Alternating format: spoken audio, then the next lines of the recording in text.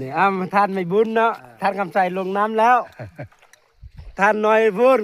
ถือกระตุกไปพุ่นแล้วขักพุ่นท่านสมพรเพื่อนอยู่นี่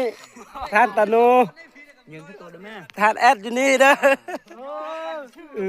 เด้ท่านสมพรลงแล้วพระเจ้าช่วยท่านไม่บุญเนาะลงไปแล้วมันยามมองกษัตริย์มันนี่เด้อนี่จะกูมองแล้วอันนี้ว้าวนี่แม่หัวหน้ากษัตริย์นะ โอ้ได้ละ ได้ละตอนนี้ชม โอ้เนาะปิ้งนะแกมเราเนาะ ปีนแก้มเหล้าบ่นี่ โคตรมากเลย เอาแล้วกับกวนเหล้าหันเฮ็ดท่านตาโนเนาะอยู่กับสัตว์กินเหล้าหมดนี่ไม่เหล้า2-3ป๊อกแล้วไอ้น้อยมาตุ้มมาโฮมแล้วบัดนี้น่ะนี่ เพื่อไปจะกินปลากระชัด ปลากระสัตว์ได้ปลากระไล่อีกเนาะกำลังปลดปลาเนาะท่านสมพรท่านไม่บุญเนาะท่านคำใสนี่ปลดปลากำลังตักแดดเนาะเดี๋ยวนี้เนาะมันบ่ได้อากาศมัน ถ้าจะพูดมาแอดถ้าจะพูดมา เอาแต่พี่เลาะไปก่อนแม่